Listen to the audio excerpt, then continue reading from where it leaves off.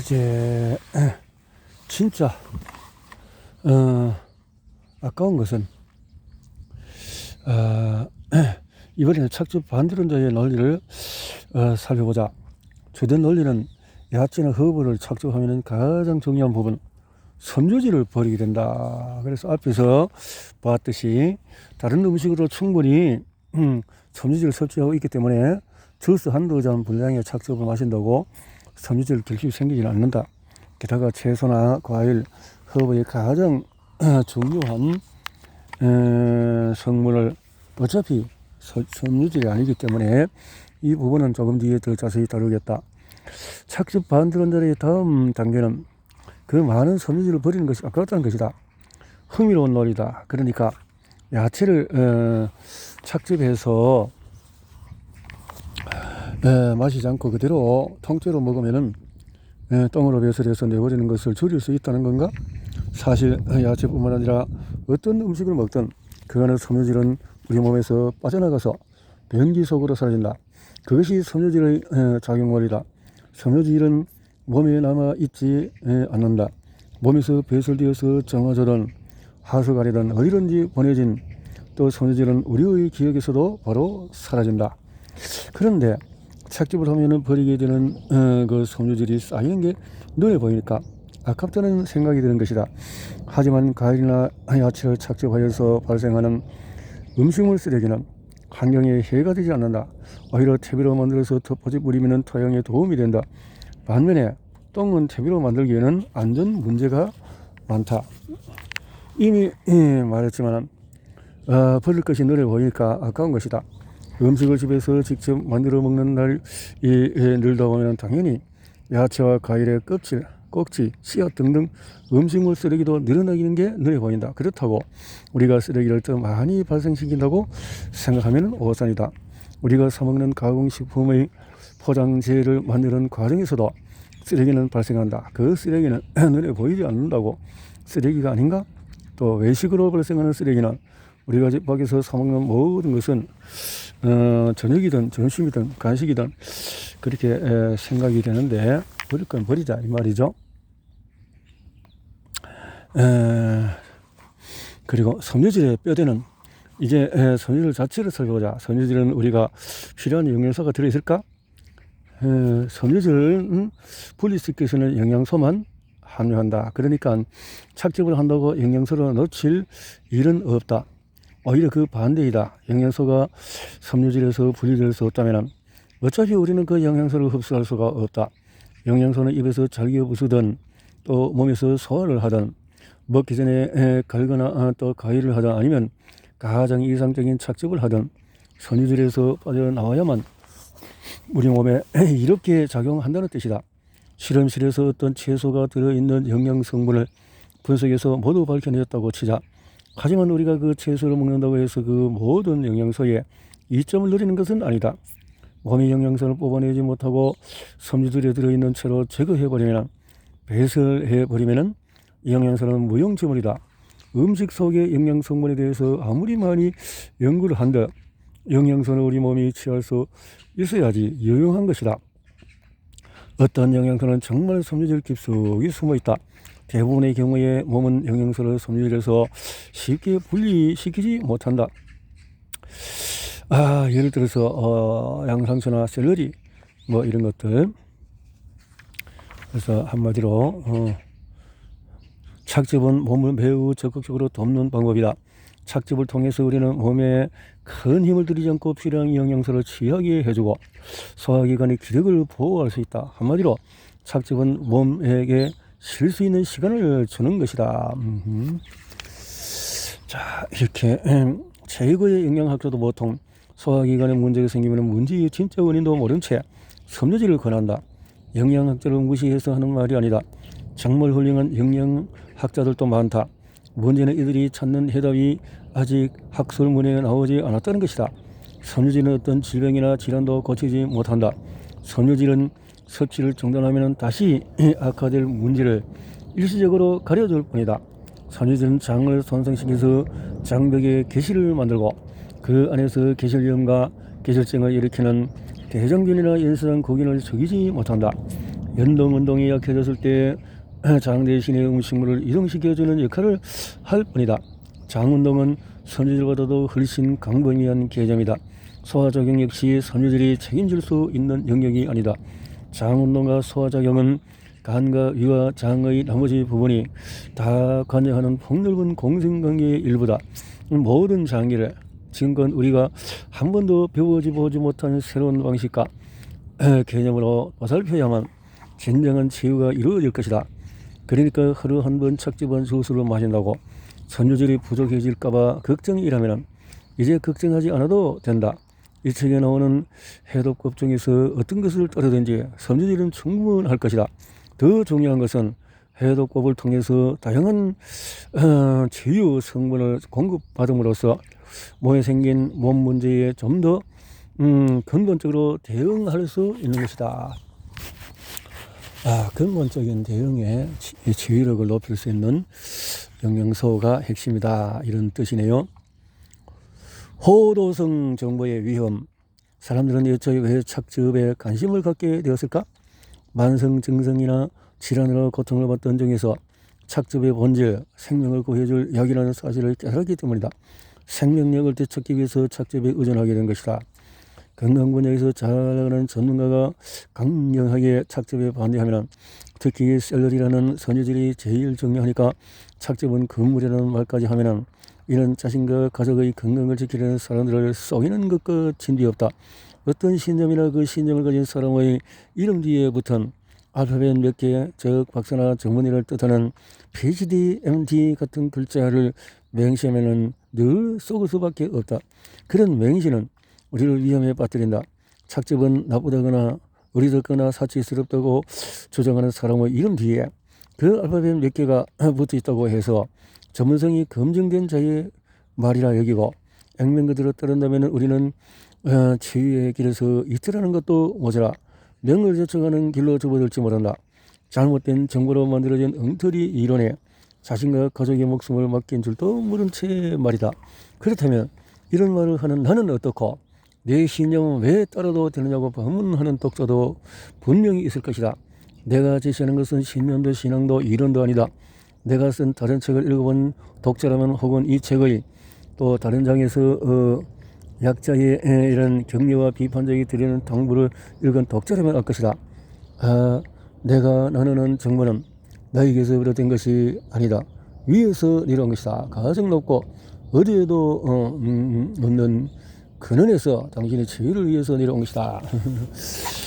어떤 면에서는 또 이런 어떤 신적인 존재를 부정하는 사람들한테는 아주 거슬리는 말 같은데, 그러나 본인은 저자는 나름대로의 그런 확신을 한다는 거네요. 자, 문제를 일으키는 트러블 메이커 식품에 대해서 당신이 지금 이 책을 읽고 있는 이유가 어떤 증상을 앓고 있기 때문일 수도 있고, 증상 때문에 생활이 불편해졌거나 일을 제대로 못하거나 정서적으로 힘들어졌을지도 모른다. 또는 원인을 딱 지키기가 모호한 증상이 한 가지가 아니라 여러 가지가 동시에 나타나서 병원을 찾아다니는 중일지도 모른다. 병원에서 자가면역 질환이라는 진단을 받았거나 그냥 호르몬 불균형이나 스트레스 때문이라는 말을 들었을지도 모른다. 본인의 이야기가 아니라면 사랑하는 가족이나 절친한 친구나 동료의 이야기일 수도 있다. 그래서 이 장에 더 관심을 갖고 읽기 시작할 것이다. 혹시 즐겨 먹는 음식, 인생의 낙으로 여기는 음식, 심지어 건강하다고 믿어온 음식이 언급되지는 않는지 살펴볼 겸 말이다.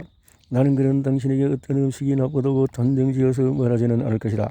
그것은 저쪽에 불과하고 나는 당신의 인격까지 무시하는 우를 범하고 싶지 않다. 나는 저쪽 개입은 하지 않는다. 당신 속에 있는 이 책은 무조건 이것은 좋고 저것은 나쁘다고 주장하는 책이 아니다.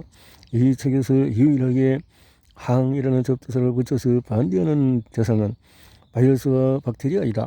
당신의 치유를 위해서 나의 관심사는 오로지 당신 몸속에서 어떤 일이 일어나고 있는지, 그리고 어떻게 하면 당신이 마침내 치유될 수 있는지에 관해 진실을 말하는 것이다.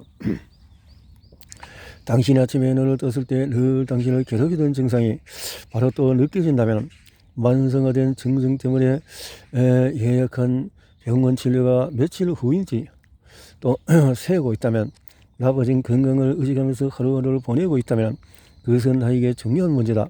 나는 당신이 치유되고 병정에서 자유로워질 권리가 있다고 믿는다. 아니, 그렇게 될 것을 안다. 나는 당신이 의사나 여타 건강 전문가가 밝히지 못하는 미스터리 증상 때문에 매 순간 받는 감정적인, 정신적인, 육체적인 고통을 이해한다.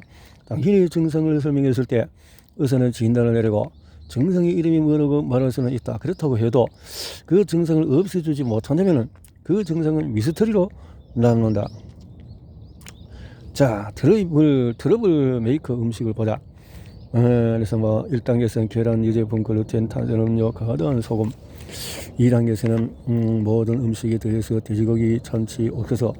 3단계에서는 또 가공, 유지, 대두, 양고기, 생선 및 해산물 중에서 연어, 송어, 정어리는 제외하고 또 더해서 식초, 발효식품, 카페인도 줄이고 이 모든 것에 대해서 곡물 또 모든 기장 길이는 제외하고 곡물들 모든 식용유를 줄인다.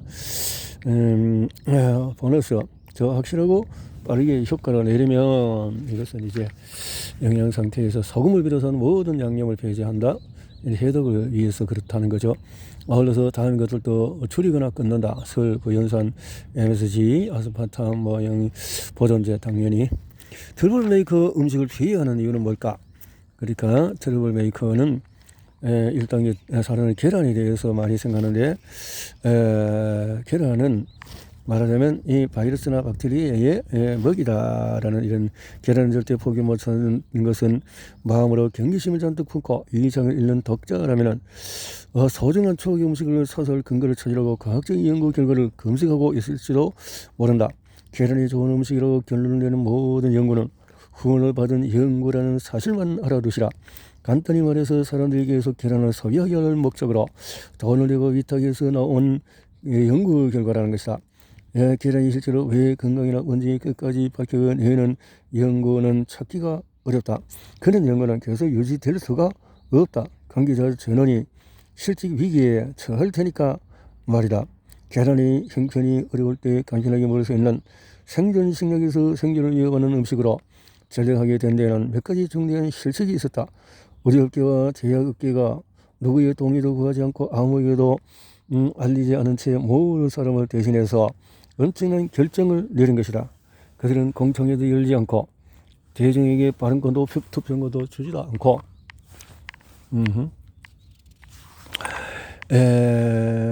그렇게 결정을 함부로 내렸다는 거네요. 사모았던 계란을 아무렇지 않게 실험에 이용했고 그래서 그 은폐된 이야기는 이렇다. 수십 년 전에 그러니까 이 책을 읽고 있는 독자라면 대다수가 태어나기도 전에 전의과학 연구 실험에서 미생물을 배양하기 위해서 계란을 먹이로 사용했다. 그러니까 연수성 국인과 포도성 국인에서 앱사인 바이러스에 또 인간 헤르페스 바이러스 등등등등등등 인간 유두종 바이러스 이제 면역 결핍 바이러스 같은 레트로 바이러스에 이르기까지 온갖 위험한 박테리아와 바이러스를 계란을 먹이로 배양해서 변형시키고 조작하는 실험을 한 것이다. 다시 말해서 공격성이 높은 병원균을 일부러 계란을 먹여서 키웠다는 것이다. 그와 똑같은 병원균이 오늘날 사상유리 없이 수치로 자궁 내막증, 자궁 삼류증, 다낭성, 난소 증후군, 자궁 경부암, 난소암, 유방암, 다발성 경화증, 섬유 근육통, 류마티스 관절염, 루푸스, 하시모토, 또 만성피로 증후군을 일으키고 있다. 이 많은 병명에서도 놀라지 않았다면 이런 증상은 어떤가? 습진, 근선, 여드름, 현기증, 근형, 경력 저하, 어지럼증, 이명, 따끔거림, 알람함, 또 원인 쏘심, 욱신거림, 끈질긴 피로, 원인 모를 시야 흐려짐, 비문증, 시야에 나타나는 백점 혹은 흑점, 브레인 포구, 위로 일도 못할 만큼 극심한 불안감. 그렇게 1900년대부터 1930년대까지 실험실에서 계란을 먹여서 키운 많은 병원견들은 사기업에 의해서 분리되고 특허가 철회되었으며 우리에게 전반으로 알려지지 않도록 비밀에 붙였다. 자, 이렇게 발견된 바이러스 병원균들은 오늘날 사람들이 알고 있는 대다수 질환의 원인이 되고 있다. 그리고 병원균들의 먹이는 또 계란과 더불어서 우리 몸속에 축적된 독소들이다. 따라서 계란은 해독을 진행시킬 때 반드시 피해야 할 음식 1순위이다. 우리의 고통을 주고 세월이 지날려 서로 삶의 질을 떨어뜨리는 감염균에 열려있기 때문이다. 계란은 심지어 거의 모든 종류의 암의 원인으로 지목되는 바이러스들에게 먹이도 된다. 많은 사람들이 계란을 완전 식품이라고 철석같이 믿는다. 평생 그렇게 배웠고 또 계란이 워낙 맛있으니까. 그러나 계란에 관한 진실에 눈을 뜨기 시작하면 예컨대 계란 섭취가 장기간에 걸쳐서 생식기 암 유발에 기여한다는 사실을 알고 나면 병을 덜고 살면서까지 계란을 먹겠다고 덤빌 일인지 의문이 들 것이다. 계란 흰자만 먹는다고 해서 문제를 피할 수 있는 것도 아니다. 흰자만 먹든 노른자만 먹든 둘 다 먹든 병원균을 먹이가 되는 것은 매 한 가지다. 음식이 약이라는 말이 있다. 하지만 모든 음식이 약이 되는 것은 아니다. 아무리 몸에 좋은 성분 또는 몸에 좋은 것처럼 보이는 성분이 들어있더라도 말이다. 어떤 음식은 좋은 영양소가 들어있다고 해서 그 영양소의 이점을 상쇄할 만한 나쁜 성분이 함께 들어있지 않다는 보장은 없다. 그런 나쁜 성분 중에는 우리에게 알려지지 않은 것도 있다. 시금치는 진짜 약이다. 야생 블루베리도 약이다. 샐러리 주스도 약이다. 심지어 감자도 약이다. 감자도 다른 거와 섞어서 먹지 않으면 감자에는 계란을 먹이로 삼는 바로 그 바이러스들의 사멸을 촉진하는 라이신이 들어있기 때문이다. 계란에 그런 다이어트 식단은 감자를 등하시한다. 다이어트 역시 추측 게임이라는 사실을 단적으로 보여주는 다고 하겠다. 계란 알레르기를 갖고 있을지도 모른다는 식으로 독자를 어르고 구슬릴 생각은 없다. 물론 계란 알레르기가 있는 사람도 있고 문제를 일으키는 것은 마찬가지지만 본인도 눈치채지 못할 만큼 경미로운 알레르기 반응도 많다. 그러나 계란의 위험성을 계란 알레르기 정도로 단순화시키면 안 된다. 건강이 염려되는 사람에게 왜 계란이 특히 더 해로운지를 알리지 않고 덮어버리는 꼴이 되기 때문이다. 사람들은 계란을 훌륭한 단백질 공급원으로 알고 있다. 계란을 떠올리려면 단백질이 자동으로 연상되는 것은 고도의 마케팅 전략의 결과이다. 사실 계란에 함유된 단백질은 바이러스와 유해 박테리아와 곰팡이의 먹이이다. 어린이들 실험실에서 바이러스를 비롯한 병원균을 비밀리에 배양할 때 계란 단백질을 사용했기 때문이다. 많은 병원균이 계란 단백질을 먹이로 인식하도록 진화해 왔다는 것이다. 계란 단백질이 몸에 좋다는 상식도 대부분 사람들이 계란을 익혀서 먹는다는 점을 감안하면 잘못된 상식이다. 계란에 열을 가하면 단백질은 변성되고 파괴되어서 어차피 못 쓰게 된다. 계란의 오메가3도 사람에게 좋은 성분으로 꼽힌다. 그런데 이 역시 익으면 파괴된다.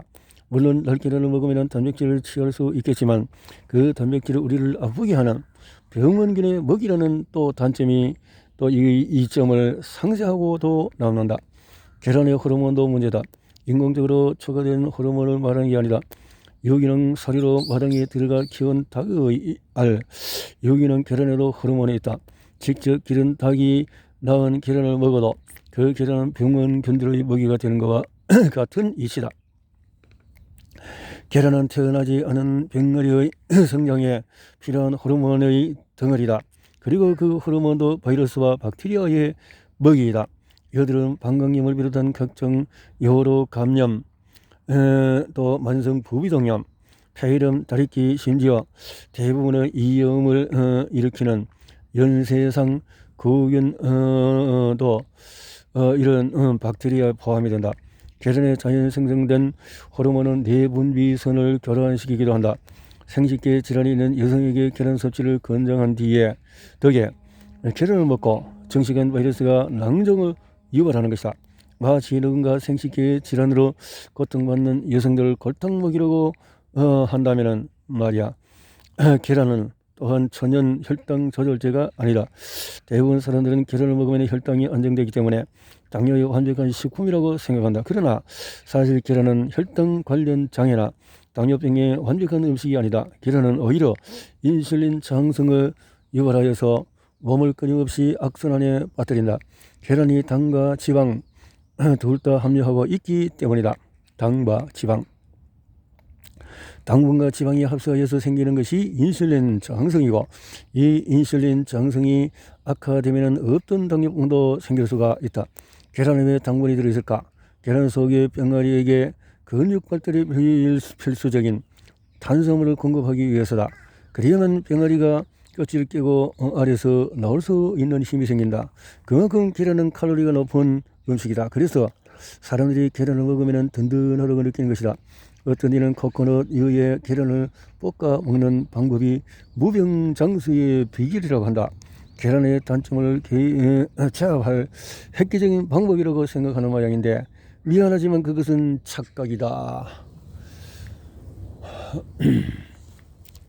병원균 부하율이 낮은 사람, 혈관 속의 바이러스와 박테리아가 비교적 적은 사람은 만성피로 증후군이나 하지모토 병을 앓고 있는 사람이라면 피해야 할 대부분의 음식을 먹고도 무탈할 수가 있다. 몸속에 병원균이 적을수록 계란 섭취에 따른 피해도 덜하다는 뜻이다. 아직까지는 그렇다. 우리는 지금 사상유례 없는 속도로 만성질환이 전염병처럼 퍼지면서 점점 낮은 연령층에도 피해가 속출하는 새로운 시대에 살고 있다. 고령층은 몸속에 병원균이 상대적으로 적기 때문에 계란을 가끔 섭취해도 별탈이 없이 지낼 수 있다. 그러나 오늘날 젊은이들은 그렇지 못하다. 만성화된 습진, 근선, 피로에 시달리는 젊은이들, 특히 생식계 장애까지 안고 사는 젊은 여성들에게는 계란을 먹고 무탈하기를 기대할 수가 없다. 계란 섭취가 이들의 고통을 증가시킬 수 있다는 말이다. 그래도 계란은 이들에게 슈퍼푸드로 가장 바람직한 단백질 공급원으로 선전되고 있다. 사람들은 어떤 증상이나 증세가 나타나거나 어떤 병을 진단받아도 계란을 탓하지 않는다. 아무도 계란을 원망하지 않는다. 계란은 거의 신성시되는 음식이기에 면접을 주는 것이다. 대부분 사람들은 자신이 겪는 증상이나 증세, 질병의 원인으로 다른 것을 지목하거나 또 한참이 지나서야 계란을 의심하기 시작한다. 그 전까지는 지난주에 먹은 과일이 상했었나 의심하기도 하고 등등등등 이렇게 착각을 하게 되더라는 거네요. 그래서 업계의 정사는 뛰어난 사람이 아니라 업계 자체가 수십 년 전에 계란을 이용해서 병균을 탄생시킴으로써 오늘까지 수많은 사람을 고통에 빠뜨린 것이라. 계란은 이점이 일부 있더라도 건강에 좋은 음식이 아니다. 계란을 좋은 음식이라고 생각하는 것은 선택적으로 감정적으로나 나를 학대하는 사람에 대해 그 사람은 그 점만 빼면 착한 사람이라고 말하는 것과 같다. 그 점만 빼라. 그것만 빼면 계란은 좋다.